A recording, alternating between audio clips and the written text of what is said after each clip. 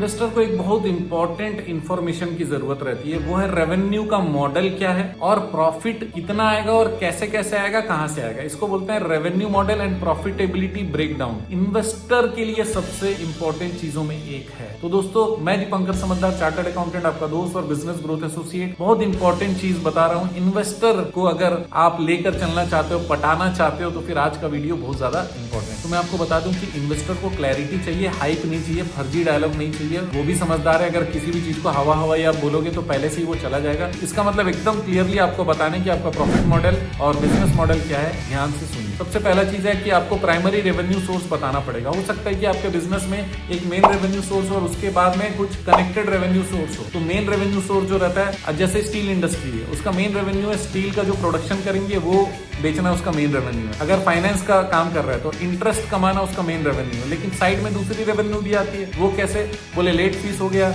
इसके अलावा processing fees हो गई, इसके अलावा लॉगिन चार्जेस हो गया, फाइलिंग फीस हो गया। इस तरीके से वो अदर सोर्स हो गए।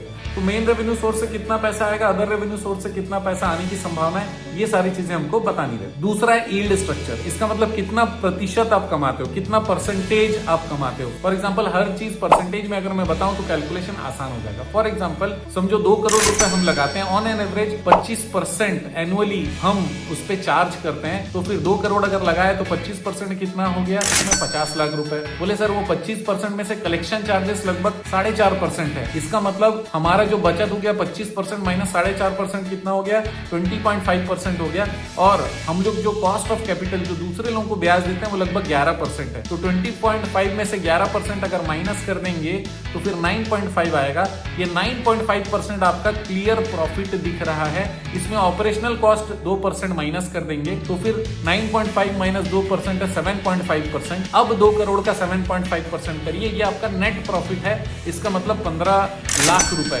इतना सुंदर तरीके से अगर आप बताते हो, इन्वेस्टर को क्लियरली समझ में आ जाएगा। तो परसेंटेज में यील्ड बताइए। इसी के साथ में आप ऑपरेशनल कॉस्ट के बाइफरकेशन भी बता सकते हैं। जैसे मैंने ऑपरेशनल कॉस्ट बोला तो उसके अंदर में सारे खर्चे का डिटेल, सैलरी और कौन कौन सी चीजों में मेजर खर्चे आएंगे, ये सब भी आप बता सकते हैं। इसके बाद एक और चीज आपको बताना है, कॉस्ट कंट्रोल। इसका मतलब क्या आप जबरदस्ती का बहुत सारा स्टाफ रखे हुए, या फिर जितना जरूरत है केवल उतना स्टाफ रखे हो, क्या आप ट्रेंड स्टाफ रखे हो ताकि लॉसेस कम हो, या फिर आप कम ट्रेंड स्टाफ ज्यादा रखे हो, ये भी आपको बताना है। इसके अलावा आपको बताना है कि मार्केटिंग एक्सपेंसेस आपके लिमिटेड जितनी जरूरी है उतना हो रहा है, उससे ज्यादा नहीं हो रहा है। इसके अलावा लोकलाइज्ड ऑपरेशंस आप कर रहे हो। इसका मतलब बाहर से लोग बुलाकर ज्यादा खर्चे नहीं कर रहे हो, लोकल में स्मार्ट लोगों को लेकर आ रहे हो जो कि आपका काम आसानी से कर सके। इसके बाद नेक्स्ट चीज आपको इन्वेस्टर को बताना है कंपाउंडिंग इफेक्ट। इसका मतलब ये कि रीलेंडिंग रिकवर्ड कैपिटल वाला कंसेप्ट बताइए। दूसरा, रिपीट बोरोवर साइकिल। एक बोरोवर अगर अच्छा है तो उसको वापस से रिपीट करवाइए। तीसरा, कैपिटल वेलोसिटी इंक्रीजेस आरओआई। इसका मतलब कैपिटल लगातार रिकवर हो रहा है, उस पर रोलिंग चल रहा है तो फिर रिटर्न ऑफ इनकम बढ़ता चला जाता है। इसका मतलब जो कलेक्शन हो उसको वापस से अगर इन लोग इन्वेस्ट करते रहेंगे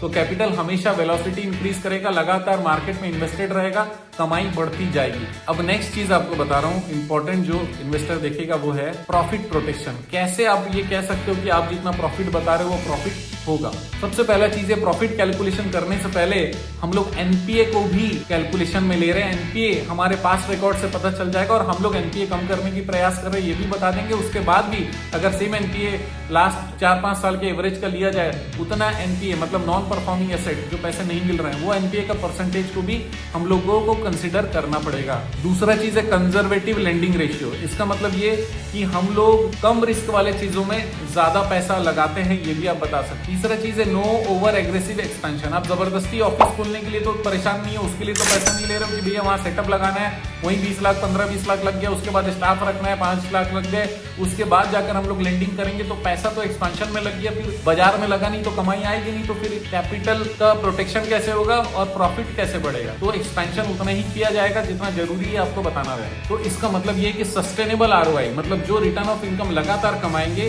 वही सबसे फायदेमंद है। वैसे ही बिजनेस को इन्वेस्टर पैसा देता है। तो इन्वेस्टर को अगर पटाना है तो ये सारी चीजें जो मैंने बताई है जरूर करिए। और अगर आपको कोई इन्वेस्टमेंट का प्लान चाहिए, पिच डेक चाहिए, या इन्वेस्टर की मीटिंग करनी है, या किसी प्रकार की ट्रेनिंग चाहिए कि कैसे इन्वेस्टर लोगों से डील करना है, बात करना है, या इन्वेस्टर से आप चाहते हैं कि हम बात करें प्रोफेशनली, तो फिर आप हमारे टीम से संपर्क करिए और हम आपकी मदद करने के लिए तैयार है। चाहे बिजनेस प्लान बनाना हो, चाहे पिच डेक बनाना हो, या फिर आपके इन्वेस्टर से बात करनी हो। आप जानते हैं हमारा मिशन है हमेशा आप लोगों की मदद करना और समय पर सारी जानकारी देना। तो बने रहेगा हमारे साथ, वीडियो को शेयर जरूर करिएगा। आपका दिन जबरदस्त और शुभ हो।